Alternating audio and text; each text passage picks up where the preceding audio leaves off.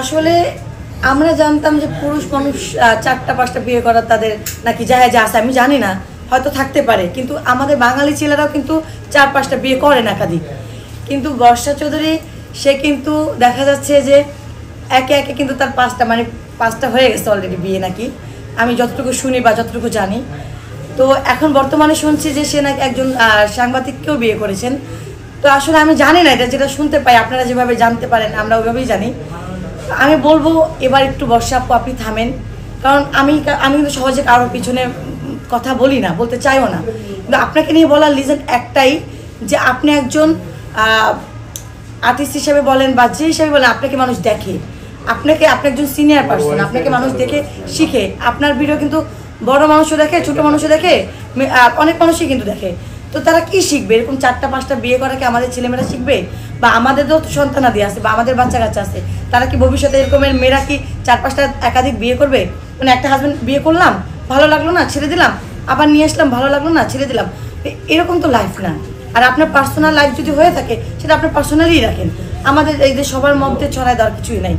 আর এই যে রাসেল ভাইয়ের কথা বলেন, ভাই আমি যতটুকু জানি মানুষের সম্পর্কে আমি কখনোই কোনো খারাপ মন্তব্য করি না, এটা আপনারা জানেন সবাই। রাসেল ভাই কিন্তু একটা ভালো মানুষ, আমি যতটুকু জানি। সে পার্সোনালি যা থাকুক এটা আমার দেখার বিষয় না। আপনি তাকেও বিয়ে করেছেন, সেই মানুষটাও লাস্ট আপনি এমনভাবে তাকে ছেড়ে দিলেন, বা আপনি বলছেন যে আপনি নাকি তাকে ডিভোর্স এখনও দেননি। তো যে হাজব্যান্ডকে ডিভোর্স দেননি, তাহলে আপনি আর একটা সাংবাদিককে কীভাবে বিয়ে করেন? এটা আমার প্রশ্ন আপনার কাছে। আর একটা বিষয় যে আপনি যেটা বললেন যে সেই মানুষটা আপনাকে এত টর্চারিং করেছে, এত, ভাই মানুষের শিক্ষা হলে একবারে শিক্ষা হওয়া উচিত। ভুল করলে মানুষ একবার করে ওটা শিখে, বা 2বারই ভুল হয়, 3বারের সময় যেটা হয় সেটা ক্যারেক্টারের সমস্যা থাকে। আমি মনে করব আপনার ক্যারেক্টার ঠিক করেন, আপনি আপনার চরিত্র ঠিক রাখেন, দেখবেন আপনাকে নিয়ে উল্টাপাল্টা মন্তব্য কেউ করবে না এই পর্যন্ত।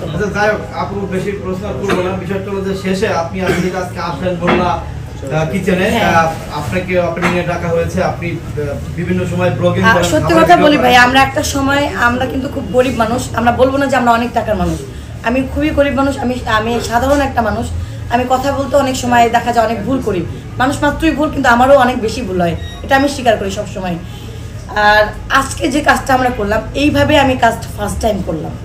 এই যে এর আগে আমি ছোটোখাটো দোকান অনেক কিছুই আমি কিন্তু উদ্বোধন করেছি টুকিটাকি আমাদের ঢাকার মধ্যে, কিন্তু এই ফার্স্ট টাইম কিন্তু আমি ভাইয়েরা এখানে আসলাম।